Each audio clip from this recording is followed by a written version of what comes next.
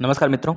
अगर आपका सहयोग रहा तो यह सेशन आने वाले 1 महीने तक चलेगा। आने वाले 1 महीना आपके लिए बहुत इम्पोर्टेंट है मित्र। यह सेशन एक जीके का टॉपिक हम सुबह चलाया करेंगे, एक जीके का ही टॉपिक हम मित्र चलाया करेंगे शाम के समय। तो यह जीके का ऑब्जेक्टिव सेशन होगा और टॉपिक वाइज भी हो सकता है। तो आप बिल्कुल लीजिए। आज का जो ये टॉपिक है मित्र, हम लिए हैं आपके सिंधु घाटी सभ्यता पर। सिंधु घाटी सभ्यता से लगभग 50 प्रश्न होंगे और 50 प्रश्न आप मात्र आने वाले 10 मिनट में करने वाले हैं।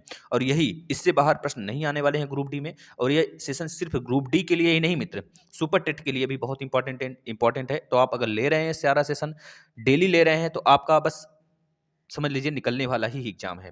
तो मित्र बस चलिए स्टार्ट कर लेते हैं हम। और प्लीज़ आपसे रिक्वेस्ट है, इस सेशन को ऐसे ही सेशन को कंटिन्यू रखवाने के लिए हमसे आप इस सेशन को शेयर करिए इतना कि और अभी अभ्यर्थी और भी साथी हमारे इस सेशन को फॉलो कर सकें, जिससे उनका भी फायदा हो सके। चलिए, पहला प्रश्न है, सभी को पता ही है, सभी को पता है भाई, फटाफट बताते रहिए। देखिए, इतिहास का पिता किसे कहा जाता है? हेरोडोटस का कहा जाता है। आग की खोज किस काल क्रम में हुआ था? तो बताएंगे पूरा पाषाण काल में हुआ था। मित्र डायरेक्ट प्रश्न बनेंगे यहाँ से, बस आप देखते चलिए। कृषि कृषि एवं पहिए का आविष्कार किस काल में हुआ था? फटाफट बता सकते हैं किस काल में हुआ था? पूरा पाषाण काल में हुआ था कि नौ पाषाण में काल में हुआ था? मित्र नौ पाषाण काल में हुआ था।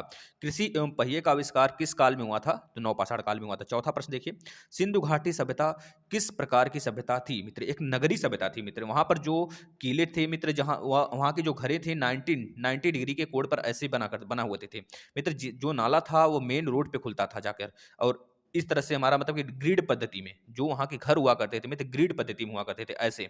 बिल्कुल, आप बीच में सड़क थे और एक तरह से मेन सड़क पे जाकर, जो गली का सड़क होता था वो मेन सड़क पे जाकर मिलता था। और सबके घर का जो नाला रहता था मित्र, आकर रोड वाले पे मिलता था। और एक तरह से एक और नाला रहता था जो कि मेन सड़क पे जाकर कहीं दूर जाकर खुलता था। इस प्रकार से, यानी कि बता देंगे इस प्रश्न का जो राइट आंसर होगा, सिंधु घाटी सभ्यता किस प्रकार की सभ्यता है मित्र? बता देंगे एक नगरी सभ्यता। कैसा? कांस्य युगीन सभ्यता या फिर नगरी सभ्यता। कांस्य युगीन सभ्यता अगर बोला जाता है, तांबे का जिक्र कहाँ पे मिलता है मित्र? तो बता देंगे यही सिंधु घाटी की सभ्यता में।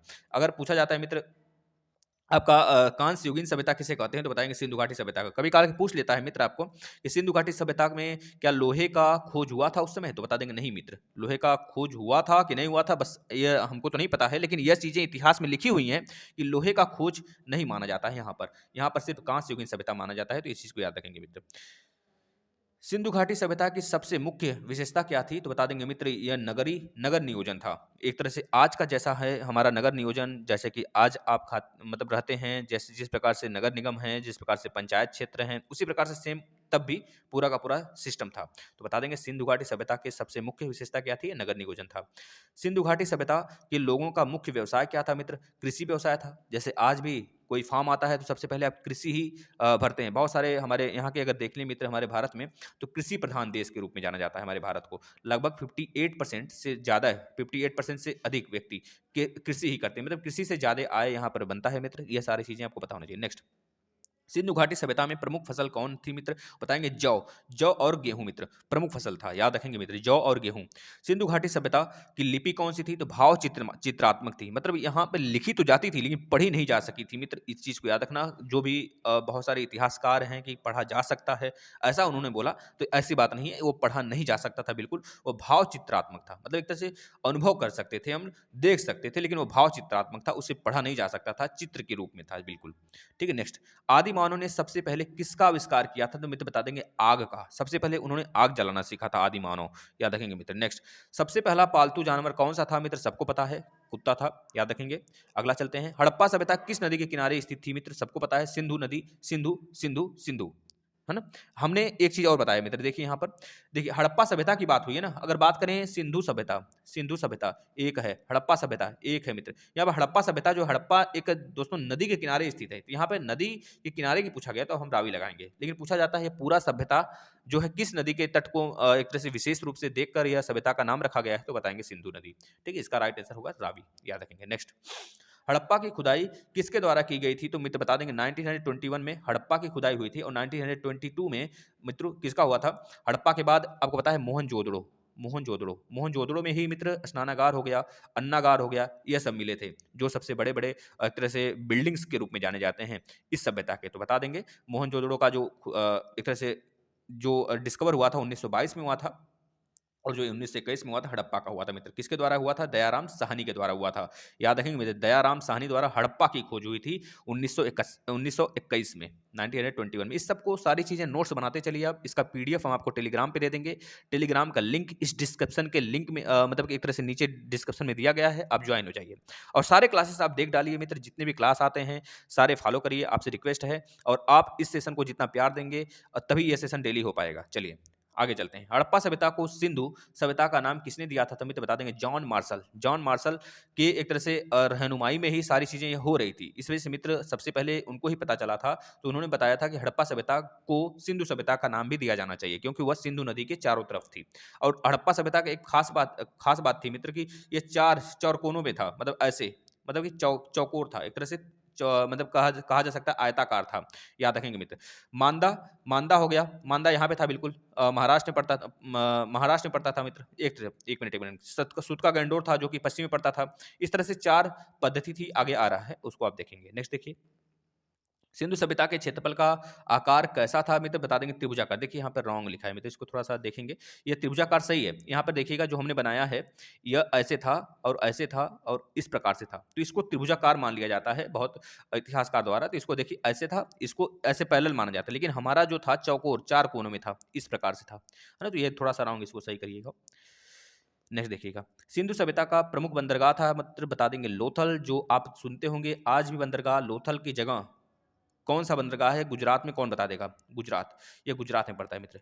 फारस की खाड़ी वगैरह से मित्र बहुत सारे व्यापार हुआ करते थे इस मार्ग से, इस स्थान से, लोथल से। यहाँ पर बाद में रिसर्च के बाद यह पाया गया कि लोथल में बहुत बड़े बड़े बेड़ों की वहाँ पर एक तरह से जब खुदाई होने लगी तो बहुत बड़े बेड़ों की वहाँ पर एक तरह से उपलब्धि मिली। इस वजह से कहा गया कि लोथल जो है मित्र एक ऐसा स्थान है एक तरह से सिंधु घाटी सभ्यता का, जो कि गुजरात में स्थित है। और यह बंदरगाह के दृष्टि से देखा गया, क्योंकि यहाँ पर बहुत सारी चीज़ें मिली, जैसे अन्न मिले और बहुत सारे व्यापार के सामान मिले, जिससे अब अंदाज़ा लगाया गया कि यहाँ पर बहुत सारे जहाज के बेड़े आते थे और व्यापार हुआ करते थे। इस प्रकार से इसका राइट आंसर क्या होगा? लोथल।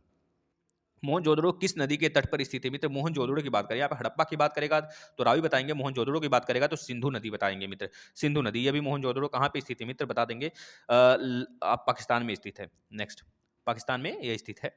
सबसे देखिए मित्र, जो हमारा मोहनजोदड़ो के जो मतलब सिंधु घाटी की सभ्यता के जो साइट हैं, लगभग 1500 से लेकर 1200 से 1500 साइट हैं। इस सब में सबसे ज़्यादा जो साइट हैं मित्र हमारे भारत में मिले हैं, है ना। भारत में सबसे ज़्यादा साइट मिले हुए हैं। और अगर बात करें किस किस राज्य में, तो बता देंगे मित्र, जैसे कि आपका जम्मू कश्मीर हो गया और यूपी हो गया। यूपी में मेरठ वगैरह से आपको पता है मित्र बहुत सारे साइट मिले हुए हैं। अगर बात करें मित्र नीचे महाराष्ट्र तक मिले हैं, यूपी हो गया पूरा। अगर देखिए इस तरह हम बनाते हैं चार कोना, तो यहाँ पर यूपी तक, नीचे महाराष्ट्र तक। इधर बात करें तो आपको पंजाब हो गया, हरियाणा हो गया और मित्र गुजरात हो गया। इधर बात करें तो मित्र आपका जम्मू कश्मीर तक। मतलब इसके क्षेत्र में अगर आपसे पूछा जाता है कि आप पश्चिम बंगाल में सिंधु घाटी सभ्यता के साक्ष्य मिले हैं, तो कहेंगे नहीं, क्योंकि हमारा तो बस यूपी तक ही था पूर्व में, इसके आगे नहीं गया था। तो याद रखेंगे मित्र, जो मोहनजोदड़ो है किस नदी के किनारे है? सिंधु नदी के किनारे है। इसे सिंधु सभ्यता के नाम से भी जाना जाता है। हमने अभी ऊपर दिखाया था मित्र, जो आपके दयाराम साहनी थे, दयाराम साहनी थे, उन्होंने जो खोज किया था, उन्होंने खोज किया था हड़प्पा का खोज किया था मित्र। कब किया था? 1921 में किया था। अब उसी जगह हम देख पा रहे हैं मोहनजोदड़ो की खोज जो की थी मित्र राखल दास बनर्जी ने। देखिए दयाराम साहनी छोटा वर्ड है, दयाराम छोटा वर्ड है, हड़प्पा भी छोटा है, तो इस तरह से छोटे छोटे से मिला लेंगे। और राखल दास बनर्जी बड़ा वर्ड है, इस वजह से मोहनजोदड़ो बड़ा वर्ड को बड़ा वर्ड से मिला लेंगे मित्र। यह 1922 में खोजा गया था। इस तरह से यह दोनों प्रश्न बहुत ज्यादा पूछे जाते हैं अनेकों एग्जाम में, तो आप इसको याद रखेंगे। मोहनजोदड़ो का अर्थ है मित्र मृतकों का टीला। याद रखेंगे, इसका अर्थ पूछ लिया जाएगा तो बता देंगे मृतकों का टीला होता है। अगला प्रश्न देखेंगे, मोहनजोदड़ो से प्राप्त प्रमुख स्मारक कौन से थे? तो मित्र पता है आपको, बृहत स्नानागार थे। याद रखेंगे, जो कि सबसे बड़ा था पूरे सिंधु घाटी सभ्यता का सबसे बड़ा स्मारक का नाम बता दीजिए, तो बताएंगे स्नानागार था। एक मिनट मित्र, अन्नागार था। अन्नागार के बाद एक मिनट सॉरी, स्नानागार था, एक अन्नागार था, जिसे हम अन्नगिरी के नाम से जानते थे। अन्नागार सबसे बड़ा था। यहाँ पर प्रमुख स्मारक की बात किया है ना, तो बताएंगे स्नानागार। अगर बोला जाता है मित्र सबसे बड़ा कौन सा है, तो अन्नागार बता देंगे। अन्नागार अन्न रखने वाला, जहाँ पर अन्न रखा जाता था मित्र, वह सबसे बड़ा होता था। यह नहीं, स्नानागार भी था, लेकिन स्नानागार उतना बड़ा नहीं था जितना बड़ा अन्नागार था। नेक्स्ट, मोहनजोदड़ो से प्राप्त बड़ी इमारत कौन थी? देखिए मित्र, बड़ी इमारत की बात करेगा तो अन्नागार था, यह चीज याद रखना। अगर पूछा जाता है प्रमुख स्मारक कौन था, तो बताएंगे स्नानागार था। अगला, कालीबंगा का शाब्दिक अर्थ क्या है मित्र? कालीबंगा से हमें काले रंग की चूड़ियां मिली थी मित्र, याद रखना। यह इस वजह से फेमस है। कालीबंगा किस राज्य में पड़ता है मित्र? हरियाणा में पड़ता है क्या? हरियाणा, याद रखना। नेक्स्ट, सिंधु घाटी के लोग किसकी पूजा करते थे मित्र? मातृदेवी, मातृदेवी की उन्होंने वो पूजा करते थे वो लोग, तो याद रखें हाँ मित्र, यहाँ से प्रश्न बनते हैं। इसका अगला प्रश्न, सिंधु घाटी के लोगों को सबसे पवित्र वृक्ष कौन सा था? तो बता देंगे पीपल का वृक्ष का वो पूजा करते थे और वही सबसे पवित्र इनका वृक्ष हुआ करता था। हड़प्पा के लोगों की सबसे प्रिय पशु कौन सी थी मित्र? बता देंगे कुबड़ वाला सांड हुआ करता था, एक तरह से उनकी पूजा भी होती थी वहाँ पर, और यही कुबड़ वाला सांड हड़प्पा हड़प्पा के वासियों का सबसे प्रमुख एक तरह से प्रिय पशु हुआ करता था। हड़प्पा के निवासी का प्रमुख खेल क्या था मित्र? पासा, याद रखेंगे पासा वो नहीं जो हम लोग आज खेलते हैं, वो लोग पहले निशान खींचते थे, निशान खींचकर वहाँ पे पासा बनाते थे अपने हाथ से फिर उसके बाद वो खेलते थे, मतलब एक तरह से जो हम लोग का यह नहीं है कि हम लूडो खेल रहे हैं, लूडो वाला पासा नहीं, वो दूसरा पासा होता था। वेदों की कुल संख्या कितनी है मित्र? 4 है, ऋग्वेद, सामवेद, यजुर्वेद, अथर्ववेद, ये चीज़ याद रखना है। सबसे प्राचीन वेद कौन सा है? ऋग्वेद है मित्र, याद रखना है। ऋग्वेद में कितने मंडल हैं? तो बता देंगे 10 मंडल, 1028 सूक्तियाँ हैं, 10,580 मंत्र हैं मित्र, याद रखना है। 10 मंडल हैं, 1028 सूक्तियाँ हैं और 10,580 मंत्र हैं। नेक्स्ट, गायत्री मंत्र कहाँ से लिया गया है मित्र? बता देंगे ऋग्वेद से, ऋग्वेद के तीसरे मंडल से लिया गया है गायत्री मंत्र को, जो डायरेक्ट प्रश्न बनेंगे मित्र वही सारी चीजें यहाँ पे ली जा रही हैं। ऋग्वेद में सबसे पवित्र किस नदी को माना जाता है मित्र? सतुद्री, सतुद्री को सतलज कहा जाता था, सतलज सॉरी अब सरस्वती नदी, सरस्वती नदी आज देखेंगे तो विलीन हो गई है मित्र, गंडक के रूप में देखी जाती हैं, जो राजस्थान के कहा जाता है कि राजस्थान के अंदर यह अभी भी हैं, राजस्थान के जमीन के अंदर अगर खुदाई होने लगे तो यह सारी चीजें हमको सरस्वती नदी देखने को मिल सकती हैं। तो सरस्वती आज की गंडक के रूप में देखा जाता है, यह बात याद रखेंगे।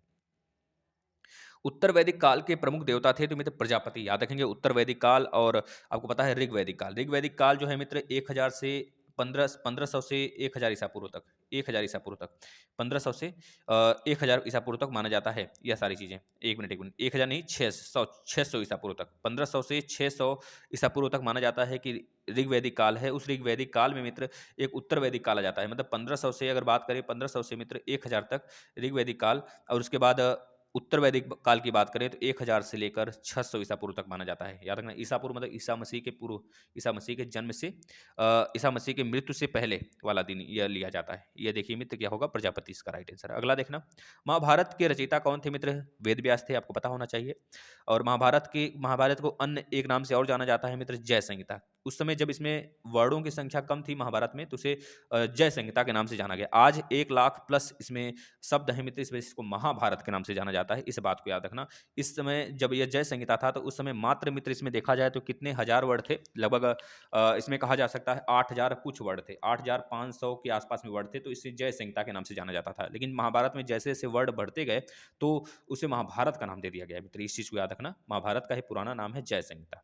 सबसे प्राचीन बौद्ध ग्रंथ कौन सा है मित्र? त्रिपिटक है, याद रखना है आपको। नेक्स्ट, बुद्ध के जन्म से पूर्व बुद्ध के जन्म से पूर्व की कहानी वर्णित है मित्र जातक में, याद रखना है। जातक एक बुक है। जैन साहित्य को क्या कहा जाता है मित्र? आगम कहा जाता है। अंगुत्तर निकाय में कितने महाजनपदों का वर्णन मिलता है मित्र? 16 महाजनपदों का वर्णन मिलता है अंगुत्तर निकाय में, यह डायरेक्ट प्रश्न बनेंगे। जैन धर्म के संस्थापक, प्रवर्तक एवं प्रथम तीर्थंकर थे मित्र कौन थे? ऋषभदेव थे। ऋषभदेव ही जैन धर्म के चलाने वाले थे और संस्थापक भी यही थे और प्रथम तीर्थंकर भी थे मित्र। इनका जो एक तरह से कहा जाता है, इनके बाद मित्र 24वां तीर्थंकर हमको पता है जैन मुनि के रूप में जाने गए हमारे महावीर महावीर जी, है ना, आपको पता है मित्र, इनको जाना गया। और लास्ट में आपको 24वें तीर्थंकर के रूप में, मतलब टोटल इसमें जैन धर्म में 24 तीर्थंकर थे मित्र। इस पर हम एक वीडियो लेकर लाएंगे, बुद्ध भगवान पर पूरा का पूरा, बौद्ध पर और एक जैन पर। बौद्ध पर पूरा क्वेश्चन रहेगा, एक जैन पर पूरा क्वेश्चन रहेगा, उसको आप देख लीजिएगा। अगला, जैन धर्म के अंतिम तीर्थंकर कौन थे? तो महावीर स्वामी जी थे, जो जिसको हमने बताया मित्र। इनका जो प्रतीक था मित्र, इनका जो प्रतीक था एक कह लीजिए कि इनका जो प्रतीक था मित्र, इनका प्रतीक की बात कर लें तो बता देंगे आप। इनका प्रतीक ऋषभ देव का प्रतीक सांप था मित्र, याद रखेंगे। और इनका जो प्रतीक था मित्र, इनका प्रतीक हुआ करता था, हाथी नहीं हुआ करता था, ना ही इनका घोड़ा हुआ करता था मित्र। इनका प्रतीक जो होगा मित्र, इसको हम टोटल वाले जब हम क्लास करेंगे, जब केवल बौद्ध धर्म पर और जैन धर्म पर जब हम बात करेंगे तो उस समय हम सारे तीर्थंकरों के प्रतीक के बारे में जिक्र करेंगे उस समय। सिर्फ आप इस प्रश्न का यह उत्तर याद रखें कि इसका महावीर स्वामी उत्तर होगा। नेक्स्ट, महावीर का जन्म कब हुआ था? मैं तो बता देंगे 540 ईसा पूर्व में इनका जन्म हुआ था। और कहाँ हुआ था मित्र? कुंडल ग्राम, वैशाली के कुंडल ग्राम में हुआ था मित्र, ये चीज़ याद रखेंगे। ठीक है, चलिए मित्र, यह प्रश्न कैसा लगा आपको सारा का सारा, इसको लिख लीजिएगा। हम ऐसे ही सेशन डेली लाएँगे, बस आप लोग डेली फॉलो करिए, अपने इस चीज़ को, इस सेशन को शेयर करिए अन्य मित्रों के पास। यहाँ से डायरेक्ट एज़ इट इज़ छपने वाले हैं ग्रुप डी में प्रश्न मित्र, तो आप डेली इस सेशन को फॉलो करें और प्लीज़ आपसे रिक्वेस्ट है, शाम को भी एक सेशन हम लगाएँगे, उसको भी आप फॉलो करिए। ठीक है? धन्यवाद।